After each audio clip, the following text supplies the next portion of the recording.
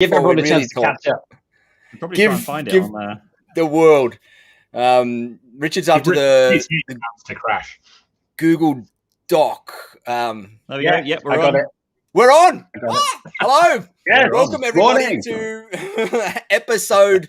I've called this episode 0. Last week was episode -1. This one's episode 0 because I feel that as soon as we call it episode 1, we've kind of got to be official and make things work. And so this one's still episode 0 of the Behind the Geeks show, where I'm joined by the legendary Scott Riley, Richard Tubb, and Pete Matheson, and we are talking all things MSP, all the things that all of us have been in the MSP space for many years. We've all broken probably everything there is to break in the MSP space. We've all had a heck of an awesome time. We've all had a heck of a bad time as we've gone through our journey, and we all love talking about it, sharing our journey with others, sharing our journey with you, the viewers or watchers or listeners of this, and hopefully with the idea of helping you have an easier journey on your end by learning all of the lessons that we might have learned and the mistakes that we might have made along the way. And so welcome, guys. Thank you for jumping on. Richard looks like he's got his very impressed face on at the moment because he's had some technical dramas with a brand new PC. Here so nervously. So any loyal watchers who were watching last week, we had episode -1 just to sort of iron out all the bugs and everything. And my PC was looking a little bit long in the tooth and froze a couple of times. So I've done what any good geek does. I went and bought a new PC. It's sitting here. It doesn't like Restream, and it's crashed out 3 times already. So fingers crossed how long I'm on this session. We will see. Ladies and gentlemen, this is the... We are looking at 4 people here who run have run highly successful MSP and IT support companies. We are the epitome of technical support around the world, and none of us know how to use it. And so I think I have got some dire hopes for our clients out there from the problems that we tend to have with technology out there. But hopefully everybody knows that you're not alone. We all have technology dramas. They happen bloody everywhere. We all succumb to them. I've had a couple today. Like I have a couple every day. Richard's got a couple here. So if he freezes in one of his things like that last week, then make sure he takes screenshots and posts them on Twitter or something and tag him in on it. I got a few good ones from last week around. But anyway, Richard, did you want to run through and host the news, or did you want me to host the news on this particular one? And tell you what, you host the news this week, Nigel, because just in case I freeze or drop out anything. Right. All right. Well, let me have a look. The format that we're going to use this week, we're going to reduce the number of news items, but we're going to make them relevant to the MSP space and just talk a little bit about how they might relate to MSPs. And then we're going to deep dive into a topic of the week. And this topic, as our first kind of episode 0, we decided to go deep straight away into the topic of mental health and the challenges around mental health in our space. And I know that I think all of us 4 on this call have all had our challenges around mental health and running an MSP and all the craziness that goes along with it. And so we're going to deep dive into some of our challenges, our stories, our highs, our lows, our tactics and strategies for getting through them. And hopefully there's going to be some insights and wisdom shared that might help some others of you out there that may be traveling similar journeys to what we went through out there. Because as you'll hear me say often, the MSP industry is an amazing industry to be in. It's awesome and it's fun and it's exciting playing with all the latest technology and tools and helping people. But holy heck, it can also be an extremely challenging industry to be in at the same time. And it can really take its toll on all this grey matter that's in between our ears. And it's important to keep an eye on it because it's not hard to tumble down the rabbit hole of bad thoughts and a bad mental health picture in there. And so we're going to deep dive into that a little bit. But to kick off with a little bit of news in the MSP space, we've got one here from Pete, found an article this week where he's found that Microsoft, our big partner, which every MSP loves working with, is now set up a new service on their platform to host malware. By the sounds of it, but they're now figured out that there's probably more money to be made in malware than there is in Office 365, and they've decided to open a new thing. But what have you? And I'm kidding on that front, but they did get found with some malware hosting out there. And so, what did you see on that? It's genuinely quite interesting because obviously we're all using 365, and it's pretty much what we resell as an MSP. I'll try and bring I'll find the article up, and it was hosted on the register, but. It's probably quite a bad bit of marketing, technically speaking, because basically what they're saying is there's this kind of security firm that's done an analysis, and they've defined that Microsoft itself are very, very poor at responding to takedown requests for malware. So they supposedly take an average of 29 days, 22 hours, and 44 minutes to remove malware, which isn't great. But then, equally speaking, if you were to look at Google on that list, the next slot up, they take 14 days. So half the amount of time, which is, I guess, half as, twice as good, but still 14 days. It's still a very, very long time to remove any malware. But it just seemed very, very interesting reading the article, because I think specifically they were saying Microsoft built a process that identified malware to then notify. Sorry, I should probably take the screen off. No, that's all right. They built a process that identified malware on Google's system, or identify the malware so they could notify Google to get Google to take it down quicker. But they couldn't implement that same process within their own system, within 365. So it's a bit silly, really. Left hand and right hand. No idea what the other one's doing. Very much so. And I know we've all seen, we all see the links come through, and there's this file hosted on your OneDrive, and click on the link and it will do all this, that. And some files are actually hosted on OneDrive, which are dodgy, but most of the time it is malicious, fake websites being, designed to look the same, but fishy details. So I just found it quite interesting that it takes, Microsoft a month to remove malware from their system. So it just probably goes to show that you should have even more protection in place to make sure you're picking up on the desktop side of things and on the email side of things as things are coming through. And you're not safe on Google, I guess, is the ultimate answer there as well. It's exactly. Still just as bad on Google's system. And that just highlights the importance of the biggest thing of all is educating your clients around this stuff, is letting them know these things. And little fodder like this, all of these little news articles that have all these little interesting tidbits are amazing things to just send those snippets across to your clients and let them know what that means to them. And to let them know that, hey, like Microsoft, one of the most amazing companies in the world in terms of rolling software and everything out and having cybersecurity budgets in the tens of billions probably, or at least in the billions, still takes forever to get this stuff done. So you still need to make sure that things are multi-layered and that humans are educated on how to deal with this stuff, because it's not possible to rely on any one company to look after it for you and expect it to be done in a timely manner out there. I remember on the flips. Oh, sorry, Richard, you go. Yeah, I was going to say, just last week, Nigel, I was having a conversation with an MSP, and they were pushing back against the idea that you should have multiple layers of security for things. So they were saying Microsoft is good enough. Microsoft does this and does that and does the other. And I was like, yeah, sort of. But we were talking about home filtering and, browser plugins and all these different things and that. And I say it is an opportunity for MSPs. It's an opportunity to lower your cost of support, increase your revenue. But Scott, I'm intrigued for your opinion on this, because you are one of Microsoft's top favorite partners in the UK, Mr. Microsoft. What do you think about this? Well, you're absolutely wrong, Richard Tubb. That's what's wrong here. No. It's not the first time I've heard that today. It's 9 o'clock. No, do you know what? Look, I totally agree. I think a couple of things just to put in perspective here. Nigel, you're right. They spend about, it's literally $1 billion a year in the R&D around cybersecurity and threat analytics. Now, I think it is hard work if you've set these things up properly. It's hard work to actually get malware into 365. Because, as to Richard's point, you should have a defense in-depth approach. Now, I'm actually quite comfortable, and I recommend quite frequently to be quite comfortable in the Microsoft 365 stack. But it is a stack, right? So it's desktop antivirus, it's anti-malware and anti-phishing protection in your emails, and then it's other things on top of that. But it's that stack and setting it up properly. Like when I always say to other MSPs, there's like 90 security controls within Microsoft 365. They're not all turned on by default. It's our job as MSPs to go ahead and set that up in the best practice way so that we do have these layers of security to keep people protected. I think you'd have to go out of your way to get malware into OneDrive, but that's what these guys do, right? They set up trial accounts to get the malware in there, and then they've got a free place to share it. From an MSP perspective, definitely. We need proper antivirus, we need proper anti-malware protection, proper phishing protection, and we need backup. Let's not forget the backup, guys, because stuff does go wrong and you've got to get it back afterwards. But yeah, I'm a big fan, as you know, Richard. M365 as a bundle has got a great amount of those layers in if you turn them on. So that's the bit I would say.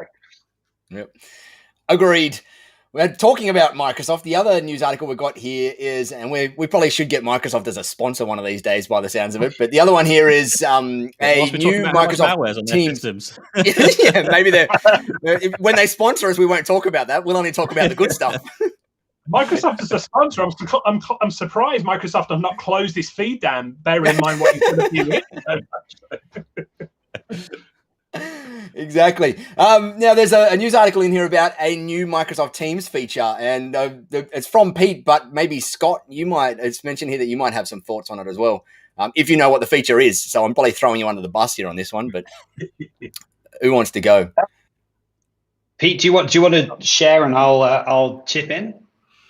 Yeah, crack on. Yeah, sorry to drop you in this. I just found a very interesting article and thought you might know about it. Yeah, no, absolutely. So, like, the whole big focus with Teams from the outset really has been also about enabling frontline workers. So, for people who don't understand the terminology, frontline workers is, if I think about, the guys who maintain the railway infrastructure, and so you have the actual engineers, doing their shifts on the tracks. They're not the kind of information workers who sit at a PC all day. So the most powerful device they have is usually like a mobile or a tablet with them.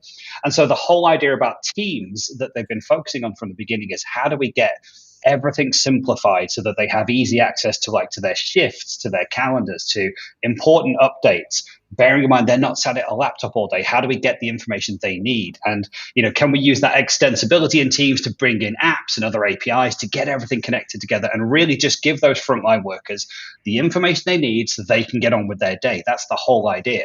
Now, anyone who's watching this who's deployed Teams at any scale knows that it can be painful to just do the same rinse and repeat of setting up new users, making sure they're in the right teams, inviting them to the right areas. So what we've got here is a lot of automation that's coming around now in actually getting things set up and saying, hey, here's kind of a default user profile. Here's a membership of the various teams that we want you to be a part of. And it's actually just making the rollout process really slick, because when it comes to frontline workers, they can be like 10,000 of those in an organization. And just the heavy lifting of doing that one at a time is just a nightmare. Now, there are some third-party tools that have been tackling this themselves, but actually Microsoft are now saying, hey, here are some tools that we're bringing to the party, which I think is really good. It's really interesting. There is another feature that's gone live in Teams this week, or it's gone general availability. We might have all seen it when you're in Teams meetings, that they now have transcription happening in the meeting. So as you're talking, you can turn on transcription and closed captions, and it will actually start to just write down what you're saying. So again, we're just promoting that inclusivity agenda, making sure that anyone who's part of a meeting can actually have a full experience. It is still really cool. You can translate that into different languages as well. Really? So if you want, you can be speaking in English and it can translate it into French. And it'll appear at the bottom of the screen in French. So again, just breaking down those borders when it comes to hosting, international meetings. It's incredible. I think. Yeah, well, it would translate that straight away. I just said very good, but Google translated. I mean, Microsoft translated it for me. But yeah, it's awesome tech that's really starting to, I think, have some great uses, and it's not just tech for the sake of fun tech. That's really cool.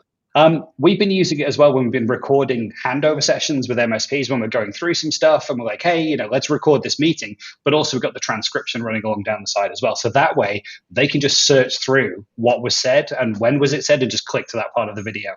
So yeah, really cool stuff. Cool. So I've got a question for you, Scott. I had my MSP out here today, John, who might actually be watching this thing live, but he was out here today and he reformatted my old Surface Book.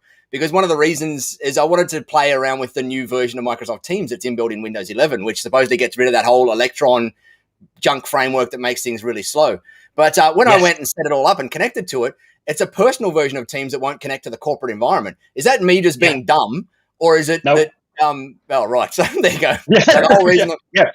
Real easy answer. I had the same thing. I was like, Windows 11, look, that's Teams right on the screen. Let's do this. And I'm logging in. It's like, insert your private account. I'm like, no, I'll use the corporate account. Oh, I don't recognize the corporate account. I'm like, you need a private account. Yeah. Really, Microsoft? I logged into my private account and went, I've got 0 contacts and 0 teams, and I don't have any friends privately. So who do I talk to with this? But I'm guessing they're going to be bringing the Teams traditional client across to that new framework, which does look much nicer and faster and snappier. But they just only set up personal at the moment. Yeah, no, you're right. And if you think there's so much security and compliance and shared membership that we've got inside that big fat bulky client, but in the Electron version, it's so light and fast. But you can sell it. It's easier to just get it set up for home use because they don't have to worry about all those different permissions and compliance controls that we have. Phil Forster says, what was the Teams feature you were talking about that auto translates? So we've got transcription, but then when you're presenting in Teams, you can choose to have different languages. That might still be in beta, if I'm honest, Phil. I'm not sure if that's gone general availability. General availability this week was the auto transcription in the language that you're speaking. Well, Scott, I've actually seen this out in the wild. So when we were at CompTIA, the EMEA conference a couple of weeks ago, Alex Whittles from Purple Frog, an MSP based out in the Midlands, who does some really cool stuff, he was giving his presentation and having it translated into different languages on screen at the same time. Now, obviously, EMEA conference, most of us in the audience were English speakers, but it is a very cool feature. And it was doing it to a really high degree of accuracy and really, really fast as well. So this is a feature that just works right now. It does. And it's been in PowerPoint for about a year now. And so if you're presenting in PowerPoint, you can absolutely do that live. And so that's why I say if you want to do that in Teams, you just present your PowerPoint presentation and let it do the translation for you. But what's been launched in Teams this week is everything getting the auto transcription as you speak, just naturally in Teams. To see that in PowerPoint, and I do wonder if you brought up Purple Frog, because I feel like they're the guys that beat us in our category award, Richard. So I feel like I didn't want to mention that. I'm out. to change the mood a little bit here. So we had the debate a little bit earlier, or the conversation about like a pure Microsoft stack versus third-party tools. It strikes me that even if you go down the pure Microsoft stack as an MSP, there is a ton of opportunity here to generate revenue, to generate conversations with your clients, because there's so much stuff going on, isn't there, with the 365 stack? I mean, we work in the industry and we have a hard job keeping up, so our clients are gonna really struggle with this stuff. So is there an opportunity for MSPs to be doing continuous sort of training with their clients over this sort of thing? Yeah, absolutely. I mean, we use, like, we only do 365, so we're in it like every day, and they move the buttons all the bloody time, just to keep us on our toes, right? So for somebody who sees it every day, we go, that isn't where it was yesterday, literally. But I think there's tons of opportunity for MSPs here to get involved with their clients and really just, again, keep owning that security conversation and keep pushing them along, because there's so many times when you have that conversation with a client and they don't want to do backup because they think that Office 365 is good enough. And it's our job to say, no, we have to challenge you. It isn't good enough. You have to have a backup. There isn't one in 365. And the same when it comes down to choosing the right antivirus and the right, malware protection. For me, like I say, we're all in on 365, but I do accept that there are times where it's either, not the right choice, or it's just not fast enough. Maybe it slows things down with certain applications, and there are better choices out there. I did a recent review on like ESET antivirus in terms of not slowing things down. Absolutely incredible. It blows most of the other things out of the water. I'm still going to do Microsoft though, because I've only got one hat. But it's horses for courses. And I think the MSP opportunity there is for them to go and have that conversation and just keep pushing the security agenda. The SMEs are so much at risk, and it just continues to evolve every day. It's not getting any easier. It's not like we can just sit down and go, hey, we've nailed security. It's a constant conversation.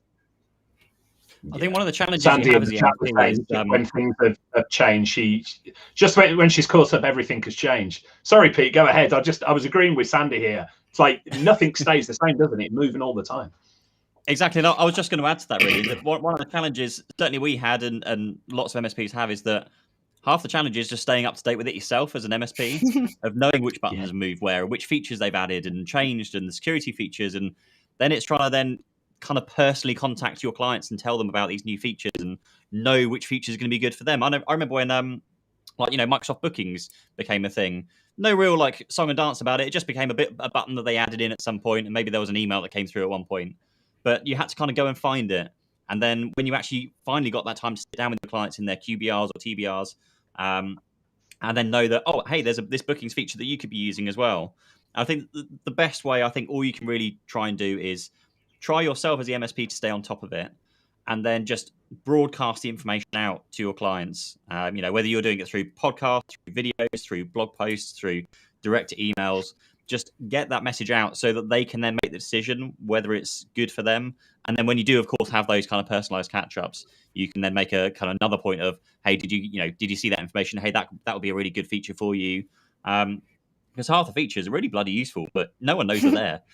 So it's just trying to stay on top of it constantly. And don't forget that price rise is coming, right? So that 15 to 20% price hike is coming in March. And so MSPs are going to have to be helping the customer defend that spend. That price increase is there. Now, I genuinely think there's tremendous value inside those 365, business stacks. But again, it's an opportunity for MSPs to own the conversation with their clients and discuss what products are you using, what tools are you using, can we help consolidate anything? Is there anything we can do with the stack to make this, more palatable? And dare I talk about the new commerce experience for Microsoft CSPs? Because again, that's another 20% price increase on top of the 20% price increase if the customer's not prepared to commit to a 1-year minimum term for those licenses. Now, that's been pushed back till March. So it was due to go live, for early partners kind of October time. It's been pushed back, hopefully because of the sentiment of what we've all been talking about as MSPs and just saying, we really don't want this. We'd really rather stick to monthly flex. Please don't do this. Please don't make us, force 1-year minimum commitments. And I've heard the opposite, argument. I was chatting to Phil Morgan at PAX 8, and he's had the opposite where he said, look, some MSPs might really like this because it's an opportunity to tie their customers into longer contracts. And if they're thinking of an exit strategy for their business, hey, it's really good. He can now say literally, hey, Microsoft are forcing this on us. It's not me. So we're going to have to get you into at least a 1-year contract. So, there's depending on where you are in your MSP journey, it could be a positive, it could be a negative. But either way, it's a chance to go and have that conversation about the value of 365, how your customers are using it, and then how they can make the most out, especially when this price hike comes in. Is there anything else you can stop paying for? Any third-party tools? Can we do some consolidation with you? Here. There you go. There's Scott's epic rant of the night. And I couldn't agree more. Let's finish up with the news and bump over to mental health and the challenge of the deep dive topic of the night. And it's a topic that's near and dear to my heart, and I'm sure you gents as well are the exact same, is that we've all gone through our fair share of challenges. And it was Mental Health Appreciation Day or whatever it was 2 weeks ago or something like that. And I shared an old keynote that I did up online and had so many private comments from people messaging me saying that thank you for just shining a spotlight on this stuff, because I resonated with every single thing that you said in there. Now, Richard, I know I'm going to throw the spotlight on you because you've got a wealth of resources and wisdom, and you've spoken a lot about mental health in the MSP space and the importance of keeping an eye on it, and you've shared a lot about your personal journey as well. What's your first bit of how should we start this conversation and open it up? Where should we go? So I think the very first thing to say is you're not alone. For anybody watching this, all of us on the call today, anybody out there, you are not alone in doing this. And for many, I've been really sort of open in the past few months and years about my own challenges with clinical depression and mental health. But over the years, Nigel, you and I have known each other for a little while now. I've left bread. So going back a few years ago, it wasn't cool to talk about this stuff. Nobody wanted to be that guy. Taboo. It was a taboo subject. I left breadcrumbs, is the best way to say, in all of my online content, in podcasts, in videos, even in books and things, and when I was presenting on stage. So I didn't out and out come out and say, hey, I'm the guy with clinical depression. Anybody else out there? But I left breadcrumbs. And over the years, people have got in touch and said, overwhelmingly, thank you for talking about this. So it was about sort of 2 years ago that I came out, for want of a better word, and said, yeah, I struggle with mental health challenges. I struggle with it every day, and just been really open about it. And I can tell you, the IT industry, MSP business owners especially, this is a challenge. There are lots and lots and lots of us out there in this situation. So just this morning, I was chatting to a friend of mine who works in Silicon Valley, works in startup, and he was talking about burnout. He was saying we've just kept going through the pandemic and going. And then for some of us, the pandemic has sort of come to an end, and then normal life has started. Oh, and everything's sped up again. So, you've got all the stresses, all of the challenges are going through the pandemic. And then the rest of the world suddenly, gets off their Zoom pub calls and gets off their playing games and taking it easy, and suddenly goes into, right, let's get on with work. And all the time we as MSP owners have been fighting all the way through that. And then when we need a rest, the rest of the world sort of wakes up, if that makes sense. So number one lesson here is you are definitely not alone. And I've tried my best to pull together as many mental health resources for MSPs as we possibly can, pull them into one place. Happy to talk about as many of those as we need to. I think there's a URL listed here, tub.co/mental health. Is that it? So TU. Can we share links on this screen somehow? How would we do that? Yeah, let me put that into the chat, Pete. See if you can bring that Maybe. up. You're the only one who knows tub.co/mental health. There you go. We're learning all this new technology as we go. Yeah, so we've pulled together all of these different resources. I've wrote books about this and all sorts of stuff, but we've got videos, we've got mental health blogs, we've got podcasts that are business owner focused, we've got mental health tools and apps. So if you're watching this and you're a geek and you don't want to talk to a human about it, the good news is there are actually tools out there. There are AI-based tools that you can have conversations with. I know that sounds a little bit freaky, but genuinely, anything that you do to start the conversation, whether it be with a robot, with a human being, or anything in between, is going to help this situation. The worst thing that you can do, I think, is to keep it all in here and to try and work it out yourself. God, yeah. I made that mistake for years at a time, absolute years at a time, because I had it's mental health to me was one of these things that kind of just crept up on you. I had no idea it was happening. It's a slow kind of thing. It doesn't, one day you don't wake up with it. You kind of slowly, over a period of 6-12 months of stressful times and craziness, you then get to this point where you go, holy crap, the world sucks. And that's not good. And I shared in the keynote that I was talking about before, I remember a particular time in my life where I used to be, every single night, I'd be driving home from wherever I was, and I'd be looking at all the headlights of cars coming in the other direction towards me, and I'd be secretly kind of praying to whatever it is that the cars would come across my side of the road and plow into my car and send me to hospital.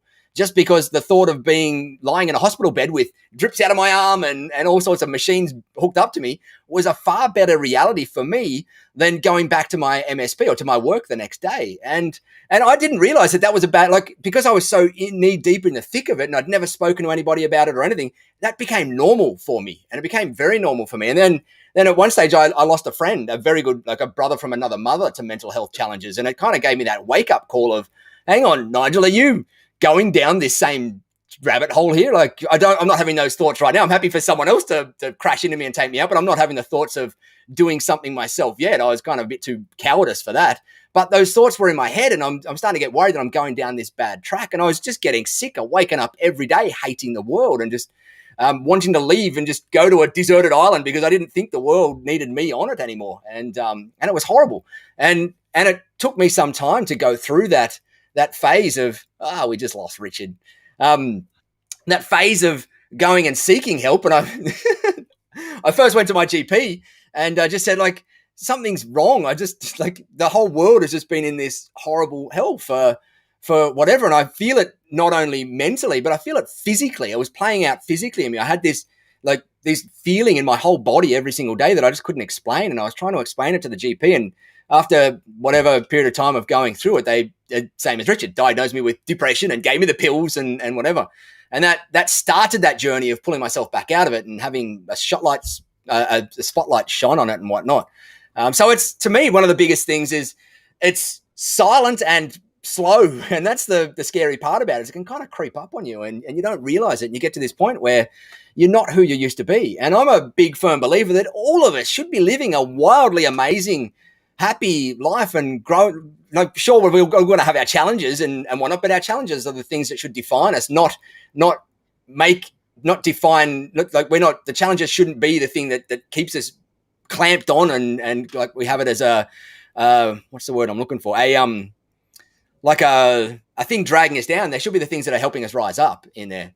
Scott, you've shared a few things about you've had certain challenges that you've gone through yourself. Have you got anything that you want to add to the conversation about where you've been, what you've seen? where you've... Yeah, no, I mean, I think, I'm one of these people that I'm genuinely, you'll meet me and I'm just happy and cheery and go lucky. And some days you just feel like that's just a facade that you're putting on, because when you're running your own business, it's like it's your business, right? And so you need to keep inspiring and motivating and getting everybody to just have their best day and do their best work and all that kind of stuff. And like I remember vividly, I want to say it's like 18 months, maybe 2 years ago now. Like we were doing loads of great work and we had lots of great clients, but like they just weren't paying on time. And we got to like the end of the month and we didn't have enough money for payroll. Like this, we're only a 2-year-old business, right? So you know what it's like when you do the big work for the big companies and they take 30, 60, 90. This guy like over 90 days to pay for a big invoice. And I'm like, we don't have any money in the bank for payroll. And like I've taken people on, I've taken them to take this risk. It's okay for me because, hey, I'm lucky. I don't have a mortgage, but I've taken on people who have mortgages and families and responsibilities. And now I don't have enough money to pay them. And then I'm sat in that situation where I'm like, I can't tell them. I can't tell them this. I need to go in and front to me. Hey, let's keep going, guys. Great work, and let's have an awesome day. And I'm like, I can't do that either because that's so not me. It's not me. If you've heard me and when I've done the tech tribe, I am candid and I try and be an open book as much as possible. And so I had to come in and go, guys, this is where we are. And it was just having the boldness to have that step and be really honest with people and just say, this is where we are. This could be a challenge. And like one of the guys stepped up and immediately said, hey, don't pay me this month. I don't need it. Another one was like, hey, let me get in touch with one of the people that we've done some work for. Let's go and see if we can get them to pay early. And actually by having that combined solution, the stress levels that I was at like the day before versus just sharing that with the team and being open and honest. Now, I look at me and I think that was a lucky example, but I know because I've met so many business owners and so many business leaders that is not a mindset that people can have. They have the mindset and it's impressioned upon us, right? That you must be the leader. You must have all the answers. You must have the direction. You must not fail. And I see the pressure that people put themselves under, and it is horrendous. And I've had those conversations. And the best thing I can say is, like, we all need a network. We all need someone that when the shit hits the fan, even if it's not someone in our own business, that we can go and talk to, right? When I can see Guy Pyle on the chat, and like Guy and I have only met randomly because I had an Xbox Series X for sale on LinkedIn and he was like, hey, I need an Xbox Series X. Okay. But what a relationship we've managed to form out of that. He is running an MSP. He's got so many different stresses and challenges, but like the honesty of the conversations that we have is amazing. And just from an early conversation point for him to say, hey, everyone needs someone to talk to. So if you ever need to just have someone to just have that conversation with, call me. And it's just knowing that you've got some of those people in your network. Everybody needs someone that they can do that. And there is no shame to this. There's no embarrassment to this. We can't all get it right. We can't all be perfect. And you can't put that pressure on yourself. And I know I do. I know I still do. And I have to constantly have that conversation with myself to say, like, I firmly believe I'm not the best person in my business. I hire smart people and they do the amazing stuff, right? My job is to just kind of facilitate all of that. But still the pressure seems to land on me in my own head. And I know it's not them. They're not, I'm doing this because they're like through the other side of that wall. They can hear me. But it's not them that's adding that pressure. It's me that's adding that pressure and placing those own societal expectations on top of myself, right? And I know when I see the other MSP owners, they're in that same boat. And you can just sometimes just get past the facade. When we get to those comp tier events, how's business? It's amazing. I've got 1 million orders coming through and, customers coming out of the wazoo and I've got so much to do. Really? How is it? Yeah. It's that whole thing about just break down the barriers, take down the facade, and let's just have a real conversation about how is it? How are you going? I know when Pete, you and I met up with Adam Vors and he was just sharing really openly about some of the things that he was finding challenging. And I'm not going to dig into those because that's between us, but it's, again, just having that network of knowing you've got trusted people you can talk to. And I think that's the most important thing that we can do. If you find yourself just spiraling down and not seeing any way out, you need to find a network. Just like the tech tribe is great. The tech tribe accountability groups, awesome resource for people. But there's someone that you can talk to. As Richard said, you're not in this alone. And I will shut up. Otherwise, I'll just ramble on all day. Yeah, I think, like you mentioned a really important point there, Scott, and that's vulnerability. The just having the ability to be vulnerable in front of another fellow human is hard, especially for some of us blokes. I'm going to call us blokes out here, and I don't want to make this gender specific too much, but us blokes, sometimes we seem to think that we've got to keep the weight of the world on our shoulders, and we just don't like going and sharing that we are struggling in a particular point. That vulnerability to me is huge in any respect. Pete, I've seen you nodding along like you've been in the same situations as us, and you and I haven't actually talked too much about our journeys between each other, but I'm interested. Have you, I think I had heard you mention that you'd been through some challenging times in your MSP and some ups and lows. Have you got some story in there that you want to share with us about? Oh, so many craziness. I think certainly for me, very early in the days when we first started the MSP, we were very, very small, and we had our first issue, and we were stressing about what to do, and I was certainly kind of taking it on my own kind of head, and I didn't have anyone to talk to. Obviously, I had my wife to talk to, but she couldn't really help. She didn't really understand kind of what was going on and the stresses and things. So I just went out with a bunch of friends. I think we went to the pub, and I just kind of unloaded and said, "Oh, this is what's happening. What do I do? What is all going wrong?" And my friends were genuinely shocked at that time. I think one of them turned around and said, "Shit, I never actually realized you literally have nowhere to go to. Like, you're the business owner. There's no one, there's no boss you can go to. There's no manager you can go and have those conversations with and say, what do I do? Because it's you. And like Scott was saying, it's very much on your head as the owner to know the control and direction and everything you're allowed to do." So that was firstly a bit of a wake up call. And then very much so, as the business owner, you are so focused on looking after your own staff, your mental health of your own staff, but you always forget to look after your own. And there was another incident where, not incident, that sounds really horrible, but there's like one moment, I think, where we're having quite a stressful time and, making sure everything's all right. And one of my guys in a meeting room was like, "Pete, are you okay?" And I was actually genuinely stunned at that point. I was like, that's the first time anybody has actually turned around and said, "Am I okay?" as the owner of the main person of the company or what have you. I didn't really know how to respond. I was like, "Yeah, fine. Yeah, it's all right." Exactly like Scott said. But it just makes you realise that, oh shit, what's going on? what am I doing here? And just the stress is constantly there. And actually, it links me on. There's this. I can't find the exact post, but there's a post on Reddit I saw. I think it was like 2 years ago or so. And it was basically about how do you, as a business owner, deal with stress? As an IT MSP business owner, deal with stress. And the comments on there that were just drugs, cocaine. Honestly, it was just a list of everyone agreeing and saying, "Yep, I do some hard A-class drugs after a good old day." And I just sat there reading it, just going, "Oh my God, it's really bad." It's really so bad. I have ended up on an ER table via ambulance twice via overdosing on Class A drugs whilst I was in my MSP. I haven't shared that very much anywhere out there, but that happened to me just because of the crate. Like, I was literally just wanting to escape reality every friggin' week. Simple as that. Like, you'd get to Friday night and you just go, what the heck can I put in me to just go into a different world, into a different reality? And I pushed it too far twice and ended up going via ambulance to ER room where they were pumping all sorts of stuff through me to bring me back down to reality. And I fully get it. When people say that they're using drugs or whatever to go and escape that reality, it is so, I get it to a deep level. I have been there and it's horrible. And my encouragement to them is there is a way to get out the other side. Like, I nowadays am high on life. Every single day I wake up, sometimes I'm a little bit tired in the mornings, but I wake up as happy as Larry, and I have for years and years and years now. But it was a journey to get there. And my journey started on the hospital bed, ODing and in jail cells after doing stupid stuff out at nights just because we were just silly and crazy. And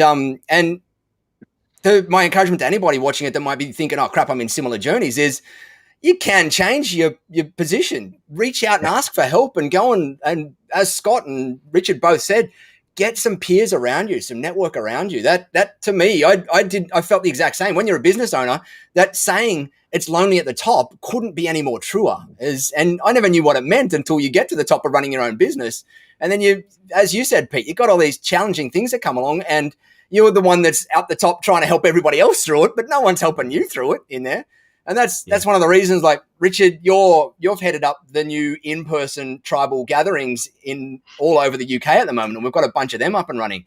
And on the surface, that might just look like a bunch of people getting together to talk about tech tools and stuff like that. But underneath, the very real reasons we want to keep this is we want those real friendships to be created around MSP owners, and have them to have this regular space of peers and friends that they can call on, that not only do they discuss all this other stuff up the top, but when they do need other help that might be around mental health challenges or business challenges or whatever, they've got a support system around them. And we see it as such an important thing. I think, Richard, you've been getting even more momentum with them at the moment. Do you want to share a quick couple of bits of updates of that whole in-person kind of? You know, the local groups, you could feel it. So we talked about this before, but here in the UK, in the Tech Tribe, we are piloting local community groups getting together. You don't have to be a tech triber. You can be an MSP, an IT consultant, a one-man band, big business, small business. You can be a vendor. Let's not pretend that vendors don't have these stresses as well. Getting together. So on the surface of it, it looks as though you're getting together to talk about, let's talk about best practice. Let's talk about how to make more money. Let's talk about the latest tools. What actually happens is when we get together, of course, we talk about those good stuff, but people just enjoy being in a room with other people who are sharing the same challenges as them. That is a huge, huge part of it, knowing that you are not alone and other people are experiencing the same challenges. I want to make what I think is a really important point here as well. And I don't think this is, although the IT industry is a male-dominated industry and blokes are really, really bad for this, I don't think this is just blokes. I think this is business owners that do this as a whole. What I would say is, if you had broken your leg, you wouldn't go out and run a marathon. Or if you did, you would be... people would step in. David Goggins is probably the only person that would do that. Yet, if we have got stuff going on up here where we just feel as though something's broken, something's not right, we can't carry on as it is, why do we persist in going, it'll be fine, we'll just press through this? And I think this is a business owner thing. This is something that business owners do. They just think, if I just work harder at this, it will go away. Having dealt with clinical depression, having dealt with mental health issues all of my life since a young man, let me tell you, this is something you cannot power through.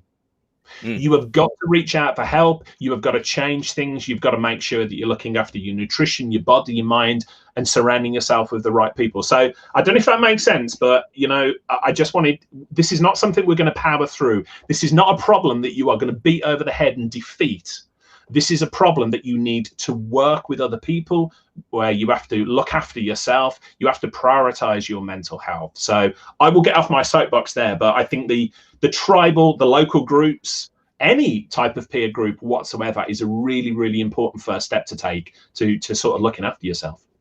Yeah, I think in my journey, sorry, what were you going to say, Scott? No, I was going to say, I think it's I was just going to jump on to say, I think, Richard, you just talked about like diet and exercise. I think, just, it seems like such a hippie word, but like mindfulness is really important as well. Like my day runs from 6 a.m. when the kids wake up to right through to school drop off. And then it's like be a business owner. And then it's the kids are back again before bedtime. And then it's like 8:30, 9 o'clock before I get to sit down and decompress. So what I've taken the point of doing, and this isn't for everybody, I totally understand. But what I do is I get up at 5. And between 5 and 6 a.m., I'm not somebody's boss. I'm not somebody's dad. I'm not somebody's husband. It's my time. And it's just my time to I might listen to a podcast. I might read, or I might have an audiobook, but read. But I'll just take some time to learn something that is not about my job. It's just about taking that time and taking that space. And between 5 and 6 is my space. At 6 to 7, I do some exercise 3 times a week with a trainer. And it's just about taking that effort to make space for yourself, because otherwise what happens is you go to bed burnt out and stressed, and you wake up burnt out and stressed, and then you rush through, if you've got kids, it's the kids and the drop off, and then you rush into the office, and then it's stress in the office, and then you come home and it's family stress, and then it's bedtime because you've stayed up late catching up on all the things that you didn't do yet. And you have not made space. You haven't given yourself any margins, and we all need margin. Like, Nigel, you go and surf, right? That is your hack, right? You get out there and you just, this is about me. This is my space. This is what I love. We all need that. We all need something that and we can all say, I haven't got time to exercise. I haven't got time to find some mindfulness, but you've got plenty of time to just go and binge the latest season of Squid Game or whatever. We can all make the space if it's important to us. And I genuinely think from a mental health perspective, giving yourself some margins is a massive thing that you can do. It's a huge gift that you can give. And it's free. Oh my God, how cheesy was that? But genuinely, find yourself some space. I think there are probably, to add to that as well, there are probably three things, like almost like three quick steps to try and avoid mental breakdowns. So certainly for me, one was just do something that makes it physically impossible for you to think about work. So for me, that was like playing ice hockey. So I'd used to go and play ice hockey at like 10 p.m. at night through to midnight. And when you've got like 20 or 30 odd guys shouting and screaming at you on the ice, you're trying not to fall over. You cannot physically think about work. You can't get to your phone. You can't see any emails. So if there's something like that, like sport or whatever it is, that just makes it impossible for you to have the mental capacity to deal with both, then that's a really good kind of distraction. At least takes you out for a couple of hours. And certainly I remember when in like the moments of stress, say like when you're on site, you're trying to do a, maybe you're trying to do a DR recovery because your customer's down, it's 4 o'clock in the morning and you're stressed because you're trying to get them up and running again. The thing that got me through was, okay, well, it's going to be 9 o'clock soon. And by 9 o'clock, I'm definitely going to be in bed, or it's going to be over, or tomorrow morning I'll be at work and it's just going to be a normal day by then. So it's just seeing into the future and going, okay, it's shit now and it's stressful now, but in a few hours' time, it'll all be over. I know that probably sounds quite a bad way of dealing with it, but that certainly got me through. Worked for me as well. I had the exact same. You just future pace yourself a little bit and realize that even though you're at hell, you're right at hell at the moment, and it feels like, as one of our tech tribers the other day said, he was in that exact spot. It was 4 a.m. in the morning. He was calling out for help inside the tech tribe. He had a bunch of people helping him out, which was amazing to see. But he said, right now, I would honestly sell my left kidney to get out of this situation. And that's what it's like when you're knee deep in the bottom of it. And he got out the other side because we can't stop time. We do get out the other side. And if you can just future pace and realize that it's painful, this next couple of hours is going to be horrendous, but just whatever you can do to just get a little inkling, like a little glimpse of that future can be so powerful to something to just grab onto and just go, all right, I can just kind of see that I've got to have a break soon. The client's going to do this, whatever's going to happen. We are going to solve it. It's not going to be running on for weeks that we don't solve this thing. And just grab that little lifeline and pull towards it, knowing that you are going to get yourself out of it. Because I'm sure all 4 of us on this call have had those 36, 48-hour sessions, marathon sessions, where cortisol is through the roof. Our body is pumping the entire time.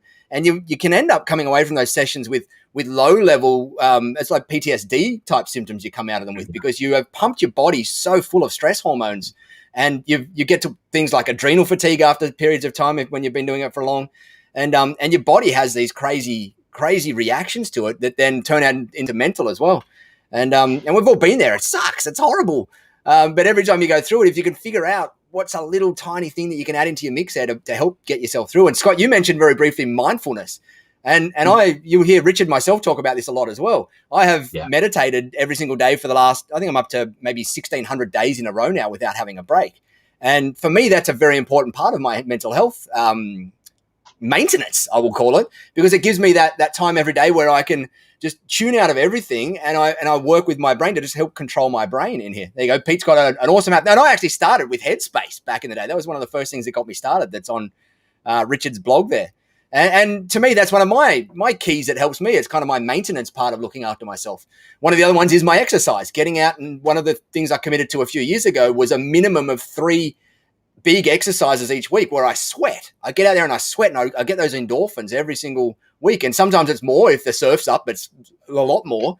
But if there's no surf, I still will get out and get those 3 minimum bits of exercise each week. And that's had a major impact on me as well. Richard, I know you've got another couple of tactics that you use as well. Yeah, just like the maintenance of once we get to a good spot, it's maintaining it. And I want to throw a couple, before we do that, I want to throw a couple of circuit breakers out there, and they're both tech-based. So if you've not got a beach that you can go to and jump into the surf, or if you haven't got like an ice hockey rink that you can go to and play at or whatever, and these are all like really important things. But I'm talking about if you're watching this and you were where I still get sometimes, or you were where I was when I was an MSP business owner, and you're like, crap, I'm up to here. I haven't got the capacity to go out and to do something good for myself. I need something right now. Now, most of us, we've talked about, you know, in the MSP industry, reach for drugs or booze or worse. Yeah, I'm talking about something that's a circuit breaker here to make yourself feel better. So 2 things I want to throw out there. The first one was the Headspace app. So, you know, whether you think meditation is woo-woo or not, or anything in between, I can tell you I've interviewed almost 100 of the highest performing people in our industry for my podcast, and virtually without exception, everybody does meditation. So if you think it's woo-woo, then think again, because there is a lot of people making a lot of money and leading their best lives who meditate. So there's got to be something there. And I should say I'm a massive skeptic as well, or I was before I started meditation years ago. And like Nigel, I have meditated every morning and night for years and years and years and years. So that's the first one, the Headspace app. If, however, meditation feels a little bit too woo-woo for you, there's another app I want to mention, and it's called Dare, D-A-R-E. And it's an app out of Ireland, and it's all about breaking free from anxiety. If you are in the situation where you're like, I cannot take any more, I'm going to reach for the booze or the drugs or something worse, because you're just up to there with the stress and the anxiety.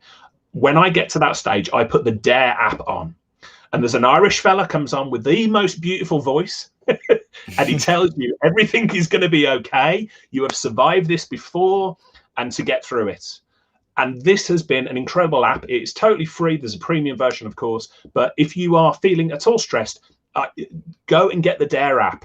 Play it. Just sit there. Listen to it for 5 minutes. And it is like a circuit breaker for the craziness that's going on in your head. It really is very, very cool. So 2 apps there, Headspace and the Dare app.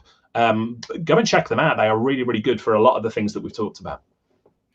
You also touched on briefly there, Richard, alcohol as one of the things. And I used to be heavy into my alcohol. I used to love my alcohol. And not only did I get down the route of stuff a little bit stronger than alcohol, but I had a daily drinking habit in there. And it got to the point in my MSP eventually where I was drinking every night, and I was having a couple of wines. It started off with a couple of glasses of wine. And then as things got more stressful, it turned to nearly a bottle of wine a night. And then the second bottle started coming out some nights. And then because I'm always looking for efficiencies, I went and found scotch, because I was able to drink less but get drunk faster and get the buzz faster. And then eventually one day I put a bottle of scotch on my desk at the office. And I didn't even think anything of it. I had it was just part of what I was doing. Like, I could escape some of the buzz while I'm at work now and dealing with tough tickets. I can have a couple of little sips and I'll have a little bit of a buzz, and that will help me get through the days. And what I found is I got into this funk of waking up every morning with this like this brain fog from hell. It was just this layer of cloud that was just over my life. And it took me a while to break that alcohol habit every day. It was hard. Like, I used to smoke when I was a teenager because it was the cool thing to do when you're a teenager. And I was able to give up that after a few years, but giving up alcohol was hard for me, like really hard for me. And eventually I got it down to like 1 drink a day, and then I stopped it. And nowadays I might have 3 drinks a year or something like that. But to me, that was one of my other big things that was a trigger for me out there. And I could tell that if I go out and I drink now and I have even 3 or 4 drinks, I can feel the mental health difference for the next week afterwards. I can feel it physically for a couple of days afterwards, and for at least a week afterwards, I can feel that different cloud that's popping up in there. And it's a cumulative effect. For me, at least, I found it cumulative. The more I went out and drank, the more that cloud started hanging over, and that cloud started getting darker and grayer and whatnot. So there's all these, for each of us, it's different. We've all got our different triggers and our different things. And I tried bloody everything to go and escape these realities. Some of it was a heck of a lot of fun on the way as well. I won't deny it, but you just got to figure out what it is. And sometimes it just makes making a tiny little change that on the first day or two or week or 2 or 3, you actually won't see any difference. And that's hard because you're trying to find a difference and you're trying to find a change in something new and happy. And you're making these changes, but you don't see anything. And so my last bit of encouragement on that point is stick at it, because sometimes these changes take a couple of weeks for you to actually notice the differences in there. And when I gave up alcohol, I knew that it wasn't good for me, but I was still doing it. And when I gave it up, I didn't notice the difference immediately, but I gave it up and I persisted with it and I finally got through. Weeks later, I went, hang on, this is kind of night and day now. I'm a different human being after all this. And it just took that extra couple of steps. Sometimes it's like we always want the quick fix to things, and I was looking for the quick fit, like the really quick fixes of things. But sometimes it was the slow fix that I had to just persist at to get to that got me to the better space. Yeah. See a bunch of nodding in there. Anyone got any other things they want to add into this one? I kind of please don't get me wrong when I'm on these things. Like I get excited talking about this stuff, but not in like I'm not excited about the whole thing, because mental health is a very serious issue and a very serious challenge. I get excited sharing the story because I hear so many people get good. What's the word? They kind of feel not alone anymore, like we were talking about. And to me, the more we people like us that have gone through it and have come out the other side can shine a spotlight on it and can say, hey, we're here on the other side. We put up our hand. We're in a good space at the moment. The more it's going to give other people inspiration out there as well. And that's why I also get excited about it, is I just see the results of other people that have been through the pits of hell like we have, and like all of us go through from time to time, and they come out the other side like me and see the world with a different lens. Yeah, I would say probably probably one thing as well, that this isn't something, we're not sat at the top of the mountain here and saying, oh no, hey, here's the route up or whatever, because I still go through this. You know, clinical depression is the thing. It's not like, oh, this isn't a low mood that I'm just going to sort of shift. There's all these techniques, all these different things that I can do to sort of keep this at bay. But it is there. You know, it's like having asthma or anything else. It's just there. And so for anybody watching this isn't something that you're going to cure, I wouldn't say. This is something that you have to be mindful of all the way through. And if you see those red flags coming up, so for you, it might be alcohol, or it might be, high stress levels. For me, for instance, it is my sleep gets really poor, and I turn to really poor food and stuff like that. That's a really obvious red flag for me. I also find that I get critical of others, or I get angry and stuff like that. And I'm really lucky. I've got a wife who is like the canary in the coal mine. She will tap me on the shoulder and go, Richard, there's a red flag here, and sort of easing off at that point. But this isn't something that goes away. So for anybody watching this that's feeling like this is a problem to be solved, it isn't a problem. And it isn't to be solved. It's just something you need to adjust your life to in a healthy way on an ongoing basis. Yeah. Pete, you were going to say something then as well. Oh, yes. I was going to say, yeah, if there's one thing to do, I would say make use of the anonymous section in the Tech Tribe forum. If you want to post, you don't want to kind of give your name out or anything, post anonymously in the forum. Everyone can see the post, but no one knows who you are or anything along those lines. And then everyone else can kind of come in with some help or advice or guidance. Yeah. And we've seen that play out a number of times in the tribe, where people have come in either anonymously, or they've just opened up their kimono and said, look, I'm in a crappy spot at the moment. And they've been brave enough to go and say it, which is tough. Like, I give them full credit to go and do it, because it's tough to open up in a community like that. And they do it. And what I love is the outpouring of support from everybody in our industry to go and help them. We had a scenario just 2 weeks ago where it happened again. And we had Tech Tribers getting in contact with me saying, I've got in contact with them, I've spoken to them, I've helped them a little bit. And I love it. Like, there is support out there for people, and please don't be afraid to go and ask for it. We've set up so many ways to help as much as we can. There's so many support options out there. And as we mentioned before, it ain't taboo anymore. It used to be in the past that people would look at someone that's gone to see a psychologist and going, oh, that person's broken. Like, that ain't on anymore. And it's not about that anymore. The tabooness is gone. We all have our challenges. Going and seeing a psychologist or a therapist or anything like that, any sort of ist, is often very helpful. And it's a good thing to do. And they're there for you and to help you. So don't ever feel like you're broken. None of us are broken. We're all going through these challenges, often for a reason, because it helps us come out the other side a better human. Scott, I think I heard you were about to say something quickly as well before. We're going to wrap up in a few minutes, because Richard's got to... Just real quick. Yeah, I just want to say thank you to everyone on the comments for getting involved. Sam got an amazing way of starting the day, where she just has a break and watches some Judge Judy before the kids get up. I was like, that's epic, because who doesn't like Brilliant. Judge Judy? Phil Forster has been really candid in opening up in some of the comments as well. And Phil, I can see you're saying you've got a way out from MSP life into another life, and that's awesome, man. That's really cool. If you've said, hey, do you know what? This is it for me, and I've reached my limit. It's time to do something different. Amazing. That is absolutely the right choice for you. So you go for that. And I think that's awesome. And thank you so much for sharing that. But no, I just want to put it out there. If I don't have all the answers, I don't think any of us on this do. I also, just if it helps anyone at all, I have a bit of imposter syndrome when I sit on this call with that legend down there, that one over that way, and this one here as well. I'm like, you invited me to be part of this community. That is amazing. So I also understand that we get imposter syndrome from time to time, and that's one of those other 100%. things that can kind of jump on us. But no, 100%. Thanks to everyone for just being so candid and jumping in. And if there's anything I could do, reach out to me, catch me on LinkedIn or whatever. I don't have all the answers, but I'm always happy to chat. Or find me in the Tech Tribe. Right in the Tech Tribe. We're always ears, and that's often what's just needed is just an ear, right? It's just we're born with two of these and only one of these for a reason, as they say.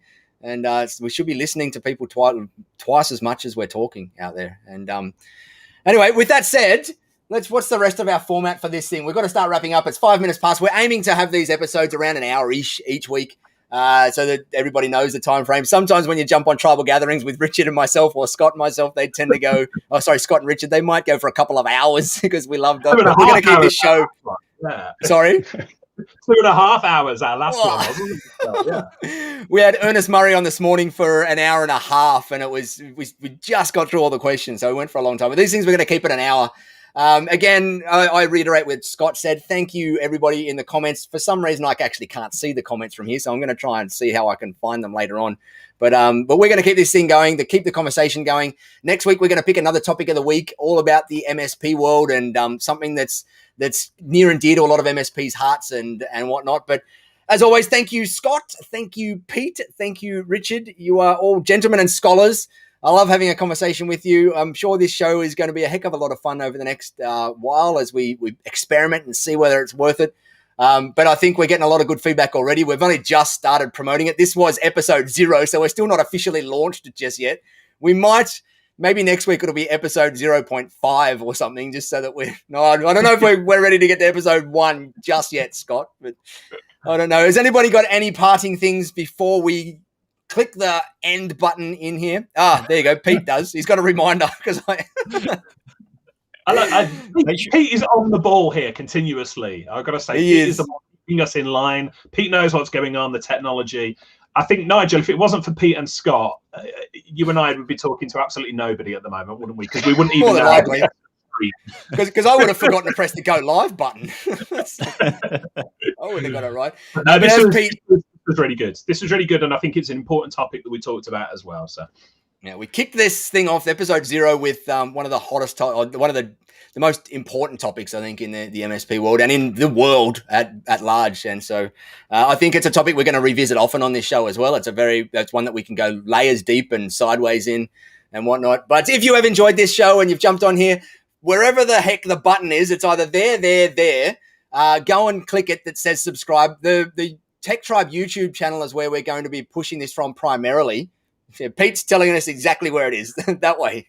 Watch Pete for these things. Yeah, watch him. But if you go to thetechtribe.com/YouTube, it will take you straight to the Tech Tribe channel on there, and click the subscribe button. I think there's a bell you're supposed to click on as well. We'll be doing it at 7 p.m. Sydney time, which is 9 a.m. London time every Thursday, which is 4 a.m. I think New York time. So apologies for you folk over in the US. And 1 a.m. might be 1 a.m. Maybe it's 1 a.m. LA time or something like that, or vice versa. But the replays, I did notice last week's one got watched a lot by people. So hopefully we'll get a few of you folk over in the US watching these things on replay. Looking forward to seeing you all on the next one. Thank you, gentlemen. Have an amazing week. And I will see you all next week, where we hopefully get to version 0.5, episode 0.5. One. They're all going to fight me over version 1, but I'm still scared about getting to version 1, because then we've got to be official. And when we're official, I've got to do a good job of hosting this thing. You're already doing a good job. Great to see you all. Anyway, Done well. thank you guys. See you later, guys. Bye for now.